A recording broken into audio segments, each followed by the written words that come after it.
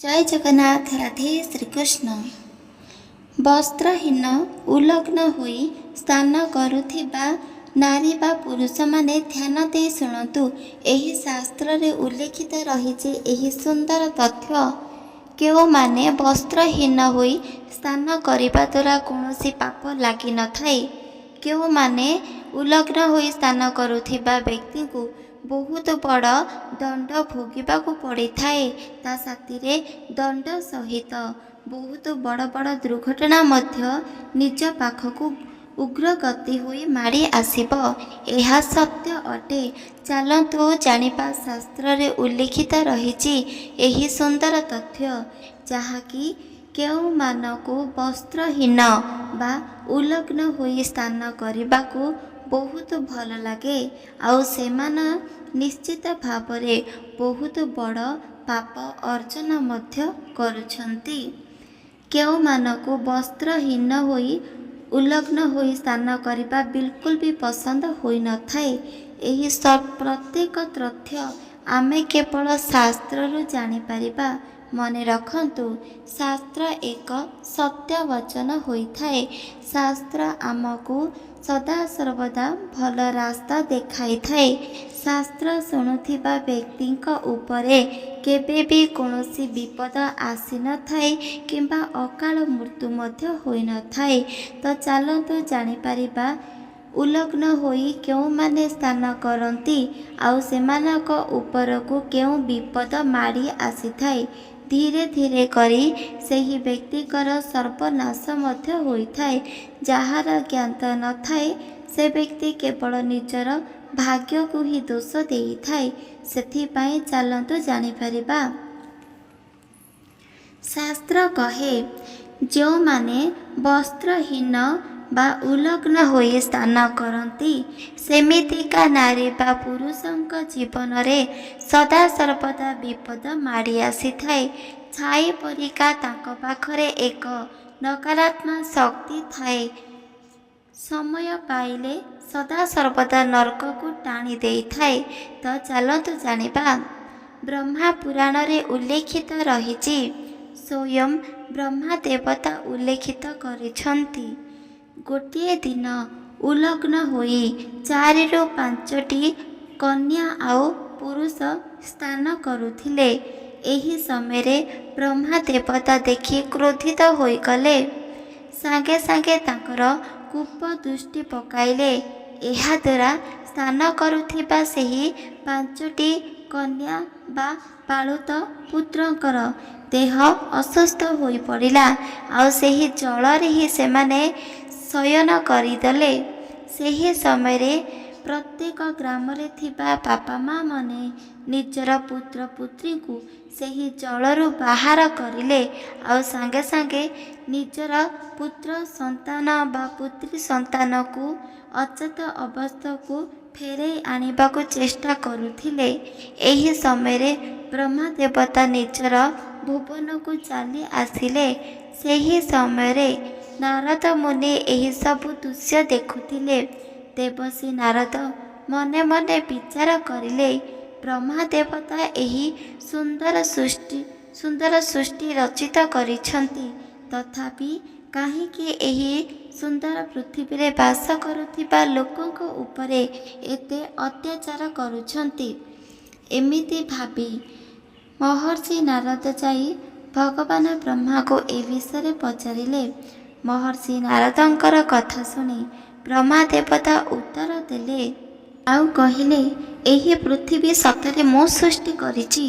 एही पृथ्वी रे प्रत्येक जीवजंतु मनुष्य कीटपतंग वृक्षलता पानी पवन विभिन्न प्रकार सुंदर दृश्य होइछि। एही पृथ्वी रे सदा सर्वदा पुण्य अर्जन करिवे प्रत्येक प्राणी। एही पृथ्वी रे कौनसी दुख कष्ट कौनसी रोग दरिद्रता केबे भी कौनसी समस्या आउ कष्ट केबे भी आसी परिबा नाही। काहेकि ना ता पूर्वरु एही पृथ्वीर लोकमानकु मु सतर्क कराई दउछि।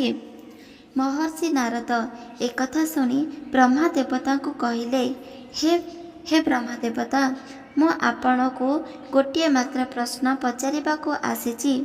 ଏହି ପୃଥିବୀରେ ପ୍ରତ୍ୟେକ ଜୀବଜନ୍ତୁ କୀଟପତଙ୍ଗ ମନୁଷ୍ୟ ମଧ୍ୟ ବାସ କରୁଛନ୍ତି। କିନ୍ତୁ ଆପଣ ତ କହିଲେ ସଦାସର୍ବଦା ଲୋକମାନଙ୍କୁ ଭଲ ରାସ୍ତା ଦେଖାଉଛନ୍ତି, ଆଉ ତାଙ୍କ ଦ୍ୱାରା ଯେମିତି କୌଣସି ପାପକର୍ମ ହେବ ନାହିଁ, ଠିକ୍ ସେପରି ଆପଣ ହିଁ ରାସ୍ତା କଢ଼ାଉଛନ୍ତି। କିନ୍ତୁ ଆପଣ ଯେତେବେଳେ ଏମିତି ବାଳିକା ଆଉ ବାଳକକୁ ଅତ୍ୟଧିକ କଷଣା ଦେଉଥିଲେ, ସେ ସମୟରେ ମୁଁ ଦେଖୁଥିଲି ବାଳକ ଆଉ ବାଳିକା କେବଳ ସ୍ନାନ କରୁଥିଲେ, ତାଙ୍କର କୌଣସି ବି ଭୁଲ ନଥାଏ। ତଥାପି ତାଙ୍କୁ କାହିଁକି ଏତେ କଷଣ ବା ଦଣ୍ଡ ଦେଲ? ସେଥିପାଇଁ ତ ସେହି କ୍ଷଣେ ହିଁ ସେହି ବାଳକ ଆଉ ବାଳିକା ସାଙ୍ଗେ ସାଙ୍ଗେ ଶୟନ କରିଲେ। ଏହାର ଅର୍ଥାତ୍ ଆପଣ କୁହନ୍ତୁ ପ୍ରଭୁ, ଯେହେତୁ କେବେ ବି ଛୋଟ ବାଳକ ବାଳିକାର କେବେ ବି କୌଣସି ଭୁଲ ହୋଇନଥାଏ, ଆଉ ଯଦି ଭୁଲ କରିଥାନ୍ତି ତାଙ୍କୁ ମଧ୍ୟ ମାଫ କରାଯାଏ କି ଦଣ୍ଡ ଦିଆଯାଇ ନଥାଏ। କିନ୍ତୁ ଆପଣ ତ ସମସ୍ତଙ୍କର ପିତା, ଆପଣ କିପରି ଏପରି ଦଣ୍ଡ ଦେଲ? ଏକଥା ଶୁଣି ଭଗବାନ ବ୍ରହ୍ମଦେବତା ମହର୍ଷି ନାରଦକୁ କହିଲେ, ଯେକୌଣସି ବି ସଂସାରରେ ବ୍ୟକ୍ତି ବା ଯାହା ବି କିଛି ହେଉଥାଉ ନା କାହିଁକି, ସଦାସର୍ବଦା ମୁଁ ସମସ୍ତଙ୍କୁ ଭଲ ରାସ୍ତାକୁ ଆଣିବାକୁ ଚେଷ୍ଟା କରେ, ଯେମିତି ପ୍ରତ୍ୟେକ ବ୍ୟକ୍ତି ପୁଣ୍ୟ ଅର୍ଜନ କରିବେ, ଏହି ସୁନ୍ଦର ପୃଥିବୀକୁ ଅନୁଭବ କରିବେ, ଶାନ୍ତିରେ ଜୀବନ କଟିବେ। ସେଥିପାଇଁ ତ ଯେତେବେଳେ ମହର୍ଷି ନାରଦ ତୁମେ ଦେଖିଲ, ଯେତେବେଳେ ସେହି କିଛି ବାଳକ ଆଉ କିଛି ବାଳିକା ଏକ ଜଳରେ ସ୍ନାନ କରୁଥିଲେ, ସେ ପୁଣି ଉଲଗ୍ନ ହୋଇ କୌଣସି ବସ୍ତ୍ରକୁ ପରିଧାନ କରିନଥିଲେ, ସେତେବେଳେ ମୋତେ ଅତ୍ୟଧିକ କ୍ରୋଧିତ ଆସିଲା, ଆଉ ସାଙ୍ଗେ ସାଙ୍ଗେ ମୁଁ ତାଙ୍କୁ ଦଣ୍ଡ ଦେବି ବୋଲି ନିଷ୍ପତ୍ତି ନେଲି। ଏକଥା ଶୁଣି ନାରଦ ମୁନି ବୁଝିପାରିଲେ ନାହିଁ, ଆଉ କହିଲେ, ହେ ବ୍ରହ୍ମଦେବତା, ମୁଁ ଆପଣଙ୍କର ଏହି ବାଣୀକୁ ବୁଝିପାରିଲି ନାହିଁ। ଯଦି ସେମାନଙ୍କର ବୟସ ହୋଇନାହିଁ, ସେମାନେ ଜ୍ଞାତ ନାହାନ୍ତି, କୌଣସି ବି କ୍ଷେତ୍ରରେ ସେମାନେ ପାପ କାର୍ଯ୍ୟ କରିପାରିବେ ନାହିଁ। ଯେହେତୁ ତାଙ୍କର ଜ୍ଞାତ ନାହିଁ, ଉଲଗ୍ନ ହୋଇ ବସ୍ତ୍ରହୀନ ହୋଇ ସ୍ନାନ କରିଲେ, ତାହେଲେ ତାଙ୍କୁ ତୁମେ ମାଫ କରିବା ଉଚିତ ନା କି ଦଣ୍ଡ ଦେବା?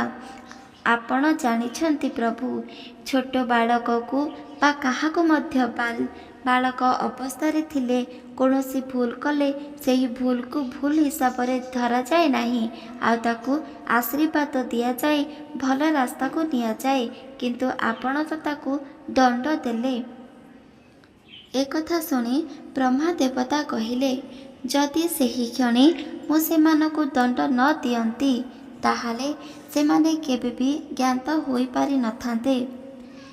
ଯେହେତୁ ପ୍ରତ୍ୟେକ ବ୍ୟକ୍ତି ସାଙ୍ଗେ ସାଙ୍ଗେ କୌଣସି ଦଣ୍ଡକୁ ଗ୍ରହଣ ନ କରିବେ, ତାହେଲେ ସେମାନେ ଖରାପ ରାସ୍ତାରୁ ବିଲକୁଲ ବି ଆସିପାରିବେ ନାହିଁ। ସେଥିପାଇଁ ମୁଁ ଏହି ବାଳକ ଅବସ୍ଥାରେ ଥାଇ ବାଳକ ବାଳିକାକୁ ଉଚିତ ଶିକ୍ଷା ଦେବି ବୋଲି ଭାବିଲି, ଆଉ ସାଙ୍ଗେ ସାଙ୍ଗେ ଏହି କ୍ଷଣ କରିଲି। ଏକଥା ଶୁଣି ମହର୍ଷି ନାରଦ ପଚାରିଲେ, ଉଲଗ୍ନ ହୋଇ ସ୍ନାନ କରିବା କ'ଣ ପାପ ହୋଇଥାଏ? ଉଲଗ୍ନ ହୋଇ ସ୍ନାନ କରିବା ଦ୍ୱାରା କ'ଣ ଜୀବନରେ କିଛି କ୍ଷତି ହୋଇଥାଏ ନା କିଛି ପାପତୁଲ୍ୟ ଘଟିଥାଏ? ମୋତେ କୁହନ୍ତୁ ପ୍ରଭୁ ଏ ବିଷୟରେ।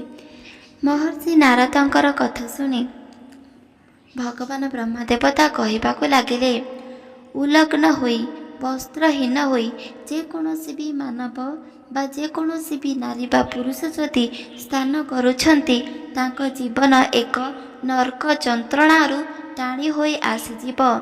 ନିଜ ମୁଣ୍ଡ ଉପରକୁ ବଡ଼ରୁ ବଡ଼ ବିପଦକୁ ସମ୍ମୁଖୀନ ହେବାକୁ ପଡ଼ିବ। ଉଲଗ୍ନ ହୋଇ ସ୍ନାନ କରୁଥିବା ବ୍ୟକ୍ତି ସଦା ସର୍ବଦା ଅଶାନ୍ତିରେ ଜୀବନ ବିତାଇବ। ଏକଥା ଶୁଣି ମହର୍ଷି ନାରଦ କହିଲେ, ଯଦି କୌଣସି ବ୍ୟକ୍ତି ନାରୀ ବା ପୁରୁଷ ଯୁବ ଅବସ୍ଥାରେ ଥାଇ ବା ବାଳକ ଅବସ୍ଥାରେ ଥାଇ କେବଳ ଏକା ହିଁ କୌଣସି କ୍ଷେତ୍ରରେ ସ୍ନାନ କରନ୍ତି, ସେହି ପାଖରେ କୌଣସି ବ୍ୟକ୍ତି ନଥିଲେ ମଧ୍ୟ ଯଦି ଉଲଗ୍ନ ହୋଇ ବସ୍ତ୍ରହୀନ ହୋଇ ସ୍ନାନ କରିବେ, ତାହେଲେ କ'ଣ ତାଙ୍କ ଉପରକୁ ମଧ୍ୟ ବିପଦ ମାଡ଼ି ଆସିବ? ଏକଥା ଶୁଣି ଭଗବାନ ବ୍ରହ୍ମଦେବତା କହିଲେ, ଏହା ତ ସତ୍ୟ ଅଟେ। ଯେକୌଣସି ବ୍ୟକ୍ତି ଯଦି ଏକା ହିଁ ସ୍ନାନ କରିବାକୁ ଇଚ୍ଛିତ କରିବ, ତା ଚାରିପାର୍ଶ୍ୱରେ କୌଣସି ବି ବ୍ୟକ୍ତି, କୌଣସି ନାରୀ ପୁରୁଷ କିମ୍ବା ପଶୁପକ୍ଷୀ କେହି ବି ରହିପାରିବେ ନାହିଁ। ଉଲଗ୍ନ ହୋଇ ସ୍ନାନ କରିପାରିବେ। କିନ୍ତୁ ମନେ ରଖନ୍ତୁ, କୌଣସି ବ୍ୟକ୍ତି, ନାରୀ ପୁରୁଷ ସେଠାରେ ଉପସ୍ଥିତ ନାହାନ୍ତି ସତ, କିନ୍ତୁ ସେହି ପାଖାପାଖି ଛାଇ ପରିକା କେବଳ ପରମ ଆତ୍ମା ରହିଥାଏ, ଅର୍ଥାତ୍ ଭଗବାନ ରହିଥାଏ। ଭଗବାନଙ୍କର ଚାରିପାର୍ଶ୍ୱ ନୟନ ରହିଥାଏ। ସେଥିପାଇଁ ତ କୁହାଯାଏ, କୌଣସି ବି ଜାଗାରେ ଭଗବାନ ନାହାନ୍ତି, ସବୁ ଜାଗାରେ କେବଳ ଭଗବାନ ହିଁ ବାସ କରନ୍ତି। ସେଥିପାଇଁ କେହି ନ ଦେଖିଲେ ମଧ୍ୟ କେବଳ ଭଗବାନ ଦେଖିଥାନ୍ତି। ସେଥିପାଇଁ ତ ଉଲଗ୍ନ ହୋଇ କୌଣସି ବି କ୍ଷେତ୍ରରେ ସ୍ନାନ କରିବା ଉଚିତ ନୁହଁ। ଏପରି ଯେକୌଣସି ବି ନାରୀ ବା ପୁରୁଷ କରନ୍ତି, ତାଙ୍କୁ ତ ଦଣ୍ଡ ନିହାତି ଭାବରେ ଭୋଗିବାକୁ ପଡ଼ିବ। ଆଉ ଏହି ଦଣ୍ଡ ତତ୍କ୍ଷଣେ ଭୋଗିବାକୁ ପଡ଼ିବ। ସେତେବେଳେ ଏହି ମାନବମାନେ ନିଶ୍ଚିତ ଭାବରେ ଜାଣିପାରିବେ। ଏକଥା ଶୁଣି ମହର୍ଷି ନାରଦ କହିଲେ, ହେ ବ୍ରହ୍ମଦେବତା, ଆପଣ ତ ଏପରି ନିୟମ ବାହାର କରିଛନ୍ତି, ଉଲଗ୍ନ ହୋଇ ସ୍ନାନ କରୁଥିବା ନାରୀ ବା ପୁରୁଷଙ୍କୁ ବହୁତ ବଡ଼ ଦଣ୍ଡ ଦେଖାଉଛନ୍ତି, ଭଲ ରାସ୍ତାକୁ ନେଉଛନ୍ତି। କିନ୍ତୁ ସେହି ନାରୀ ପୁରୁଷମାନେ କିପରି ଜାଣିବେ ଯେ ଉଲଗ୍ନ ହୋଇ ସ୍ନାନ କରିବା ଦ୍ୱାରା ଆମ ଉପରକୁ ବିପଦ ମାଡ଼ି ଆସୁଛି? ଏହା ମଧ୍ୟ ଆପଣ ବୁଝନ୍ତୁ। ଏକଥା ଶୁଣି ବ୍ରହ୍ମଦେବତା କହିଲେ, ଏସବୁ ବିଷୟ ତ ମୁଁ ବିଲକୁଲ ବି ଜ୍ଞାତ ନଥିଲା। ଏବେ ମୋତେ ଚିନ୍ତିତ କରିବାକୁ ପଡ଼ିବ, ଯିଏକି ମାନବ ବା ମନୁଷ୍ୟମାନେ କିପରି ଜାଣିବେ ଉଲଗ୍ନ ହୋଇ ସ୍ନାନ କରିବା ଦ୍ୱାରା ବହୁତ ବଡ଼ ବଡ଼ ବିପଦର ସମ୍ମୁଖୀନ ହେବାକୁ ପଡ଼ିଥାଏ। ସେହି ସମୟରେ ମହର୍ଷି ନାରଦ କହିବାକୁ ଲାଗିଲେ, ହେ ବ୍ରହ୍ମଦେବତା, ଆପଣ ମୋତେ ଆଶୀର୍ବାଦ କରନ୍ତୁ। ମୁଁ ଆପଣଙ୍କୁ ଗୋଟିଏ ବଚନ କହିବାକୁ ଭାବୁଛି। ଯଦି ଆପଣ ଗୋଟିଏ ପୁରାଣଟିଏ ଉଲ୍ଲେଖିତ କରିବେ, ଆଉ ସେହି ପୁରାଣରେ ଠିକ୍ ଏପରି ସ୍ନାନ କରିଲା ବେଳେ ବସ୍ତ୍ରହୀନ କିମ୍ବା ଉଲଗ୍ନ ହୋଇ ସ୍ନାନ କରୁଥିବା ବ୍ୟକ୍ତି ଉପରେ ବହୁତ ବଡ଼ ବଡ଼ ପାପ ବା ଦଣ୍ଡ ଭୋଗିବାକୁ ପଡ଼ିବ, ଏସବୁ ବିଷୟରେ ଯଦି ଉଲ୍ଲେଖିତ କରିଦିଅନ୍ତି, ତାହେଲେ କୌଣସି ବ୍ୟକ୍ତି ମଧ୍ୟ ଏହି ଦୃଶ୍ୟ ପଢ଼ି କେବେ ବି କୌଣସି ପାପ କାର୍ଯ୍ୟ କରିପାରିବେ ନାହିଁ। ଯେହେତୁ ଉଲଗ୍ନ ହୋଇ ସ୍ନାନ କରିବେ ନାହିଁ, ବସ୍ତ୍ରହୀନ କରି ସ୍ନାନ କରିପାରିବେ ନାହିଁ, ତାଙ୍କ ଦ୍ୱାରା କୌଣସି ଭୁଲ ପାପ ହେବ ନାହିଁ କି ଆପଣଙ୍କ ଠାରୁ ଦଣ୍ଡ ବି ମଧ୍ୟ ଭୋଗିବେ ନାହିଁ। ତାରୁ ଯେତେବେଳେ ବାପା ମା ଜାଣିପାରିବେ, ଶାସ୍ତ୍ର ଉଲ୍ଲେଖିତ ପଢ଼ିପାରିବେ, ଜାଣିପାରିବେ, ଜ୍ଞାତ ହୋଇପାରିବ, ତାହେଲେ ତାଙ୍କ ସନ୍ତାନକୁ ମଧ୍ୟ ବାରଣ କରିବେ କି ଉଲଗ୍ନ ହୋଇ ବସ୍ତ୍ରହୀନ କରି ସ୍ନାନ କରିବା ଉଚିତ ନୁହଁ। ସେବେଠାରୁ କୌଣସି ବ୍ୟକ୍ତି ମଧ୍ୟ ସ୍ନାନ କରିପାରିବେ ନାହିଁ। ଏକଥା ଶୁଣି ବ୍ରହ୍ମଦେବତା ଅତ୍ୟଧିକ ଖୁସି ହୋଇଗଲେ ଆଉ କହିଲେ, ଧନ୍ୟ ତୁମେ ନାରଦ, ପ୍ରତ୍ୟେକ ତଥ୍ୟକୁ ସାଙ୍ଗେ ସାଙ୍ଗେ ତୁମେ ବାହାର କରୁଛ, ପ୍ରତ୍ୟେକ ସମସ୍ୟାକୁ ସମାଧାନ ମଧ୍ୟ କରିଦେଉଛ। ଏଥିପାଇଁ ତ ମୋତେ ବହୁତ ଖୁସି ଲାଗୁଛି, ଆଉ ତୁମକୁ ବରଦାନ ଦେବାକୁ ମଧ୍ୟ ଇଚ୍ଛିତ ହେଉଛି। ଏହି ତଥ୍ୟ କେବଳ ମୁଁ ନୁହେଁ, ବରଂ ଭଗବାନ ଶ୍ରୀକୃଷ୍ଣ ମଧ୍ୟ କହିଥିଲେ। ଯେତେବେଳେ ଗୋପୀମାନେ ଆଉ ରାଧା ମଧ୍ୟ ସ୍ନାନ କରିବା ପାଇଁ ଏକ ପୋଖରୀକୁ ଗମନ କରିଥିଲେ, ନିଜର ବସ୍ତ୍ର ଉପରେ ରଖି ପାଣି ବା ଜଳ ଭିତରକୁ ସ୍ନାନ କରିବା ପାଇଁ ଯାଇଥିଲେ, ସେହି ସମୟରେ ଭଗବାନ ଶ୍ରୀକୃଷ୍ଣ ପ୍ରତ୍ୟେକ ଗୋପୀ ଆଉ ରାଧାଙ୍କର ବସ୍ତ୍ରକୁ ଚୋରି କରିଦେଇଥିଲେ। ଆଉ ସେ ସମୟରେ ଯେତେବେଳେ ଗୋପୀମାନେ ଆଉ ରାଧା ମଧ୍ୟ ଶ୍ରୀକୃଷ୍ଣ ବସ୍ତ୍ର ନେଇଥିବାରୁ ଦେଖିଲେ ଆଉ ବସ୍ତ୍ର ମାଗିଲେ, ସେ ସମୟରେ କୃଷ୍ଣ କହିଥିଲେ, ମୁଁ କେବେ ବି ବସ୍ତ୍ର ଦେବି ନାହିଁ। ବସ୍ତ୍ରହୀନ କରି ସ୍ନାନ କରୁଥିବା ଦ୍ୱାରା ବହୁତ ବଡ଼ ପାପ ଲାଗିଥାଏ। ଯେହେତୁ ତୁମକୁ ମଧ୍ୟ ପାପ ଲାଗିବ। ସେହି ସମୟରେ ଗୋପୀମାନେ କହିଲେ, ଆମେ ଯେତେବେଳେ ସ୍ନାନ କରିବା ପାଇଁ ଏହି ଜଳ ଭିତରକୁ ପ୍ରବେଶ କରିଲୁ, ସେ ସମୟରେ କୌଣସି ବି ବ୍ୟକ୍ତି ନଥିଲା, ଆମକୁ କେହି ମଧ୍ୟ ଦୃଶ୍ୟମାନ କରିନାହାନ୍ତି, ସେଥିପାଇଁ ଆମ ଦ୍ୱାରା କୌଣସି ବି ପାପକର୍ମ ହୋଇନାହିଁ। ସେ ସମୟରେ ଭଗବାନ ଶ୍ରୀକୃଷ୍ଣ କହିଲେ, କିଏ କହିଲା ତୁମକୁ କେହି ବି ଦେଖିନାହାନ୍ତି? ତୁମେ ଯେଉଁ ଜଳରେ ସ୍ନାନ କରୁଛ, ସେହି ଜଳ ଭିତରେ ବିଭିନ୍ନ ଜଳପ୍ରାଣୀ ଅଛନ୍ତି। ଆଉ ସେହି ଜଳପ୍ରାଣୀ କେବଳ ତୁମକୁ ଦେଖୁଛି। ଉଲଗ୍ନ ହୋଇ ବସ୍ତ୍ରହୀନ ହୋଇ ତୁମେ ଯେଉଁ ସ୍ନାନ କରୁଛ, ଏହାଦ୍ୱାରା ତାଙ୍କ ଉପରେ କୁପଦୃଷ୍ଟି ପଡ଼ୁଛି। ଆଉ ତାଙ୍କେ ମଧ୍ୟ କ୍ରୋଧିତ ହୋଇ ତୁମକୁ ଏକ ଅଭିଶାପ ପ୍ରଦାନ କରିବେ। ଆଉ ଏହାର ଅଭିଶାପକୁ ତୁମକୁ ଭୋଗିବାକୁ ପଡ଼ିବ। ଏକଥା ଶୁଣି ଗୋପୀମାନେ ଆଉ ସ୍ୱୟଂ ରାଧା ମଧ୍ୟ ଭଗବାନ କୃଷ୍ଣଙ୍କୁ ପ୍ରତିଜ୍ଞା କରି କହିଥିଲେ କି ଆମେ କେବେ ବି ଆଉ ବସ୍ତ୍ରହୀନ ହୋଇ ଉଲଗ୍ନ ହୋଇ ସ୍ନାନ କରିବୁ ନାହିଁ। ପ୍ରତ୍ୟେକ କ୍ଷଣରେ କେବଳ ଭଗବାନ ଶ୍ରୀକୃଷ୍ଣ ଅଛି ବୋଲି ଆମକୁ ଏବେ ଜ୍ଞାତ ହୋଇଗଲା। ଜୀବନ ସାରା ଆମେ କେବଳ ବସ୍ତ୍ରକୁ ପରିଧାନ କରି ସ୍ନାନ କରିବୁ। ଆମର ଏହି ଭୁଲକୁ କ୍ଷମା କର। ଏମିତି ଭାବରେ ଗୋପୀମାନେ ଆଉ ମା ରାଧାରାଣୀ ମଧ୍ୟ କହିଦେଇଥିଲେ। ସେହି ଦିନଠାରୁ କୌଣସି ବ୍ୟକ୍ତି ମଧ୍ୟ ସ୍ନାନ କରିଲେ ନାହିଁ। ଆଉ ଠିକ୍ ଏପରି ମହର୍ଷି ନାରଦ, ତୁମେ ଯେମିତି କହିଲ ମୁଁ ଠିକ୍ ସେମିତି ଏକ ପୁରାଣରେ ଉଲ୍ଲେଖିତ କରୁଛି, ଯାହାଦ୍ୱାରା ପ୍ରତ୍ୟେକ ବ୍ୟକ୍ତି ଜାଣିପାରିବେ।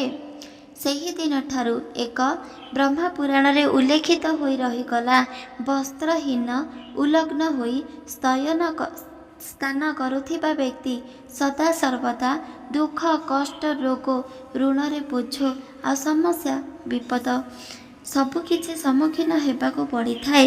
ବଡ଼ରୁ ବଡ଼ ବିପଦ ମଧ୍ୟ ମାଡ଼ି ଆସିଥାଏ, ଯାହାକି ପ୍ରତ୍ୟେକ ନାରୀ ବା ପୁରୁଷ ଜାଣିପାରନ୍ତି। ଏହା ଏକ ସତ୍ୟ ବଚନ।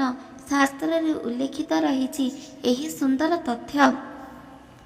ଉଲଗ୍ନ ହୋଇ କେଉଁମାନେ ସ୍ନାନ କରନ୍ତି, କେଉଁମାନେ ସ୍ନାନ କରନ୍ତି ନାହିଁ। ମନେ ରଖନ୍ତୁ, ଯେଉଁମାନେ ଶାସ୍ତ୍ରକୁ ମିଥ୍ୟା କୁହନ୍ତି, ସତ୍ୟ କୁହନ୍ତି ନାହିଁ, ସଦା ସର୍ବଦା ମିଥ୍ୟା ବଚନ କୁହନ୍ତି, ଅନ୍ୟକୁ ଦୁଃଖ, କଷ୍ଟ, ଦଣ୍ଡ ଦେବା ପାଇଁ ଚିନ୍ତିତ ରୁହନ୍ତି, ଅନ୍ୟକୁ କଷ୍ଟ ଆଉ କ୍ରନ୍ଦନ ଦେଖିବା ଦ୍ୱାରା ବହୁତ ଖୁସି ହୋଇଥାନ୍ତି, ସେମାନେ ନିଜ ଅନ୍ତରରୁ କାହାକୁ ମଧ୍ୟ ନିଜର ଭାବନ୍ତି ନାହିଁ, ସମସ୍ତଙ୍କର ଅନିଷ୍ଟ ଚିନ୍ତା କରନ୍ତି। ଏମିତିକା ନାରୀ ବା ପୁରୁଷ ସଦା ସର୍ବଦା ଉଲଗ୍ନ ହୋଇ ସ୍ନାନ କରିବାକୁ ପସନ୍ଦ କରିଥାନ୍ତି। ଏହାଦ୍ୱାରା ତାଙ୍କ ଉପରକୁ ବଡ଼ରୁ ବଡ଼ ବିପଦ ସମ୍ମୁଖୀନ ହେବାକୁ ପଡ଼ିଥାଏ।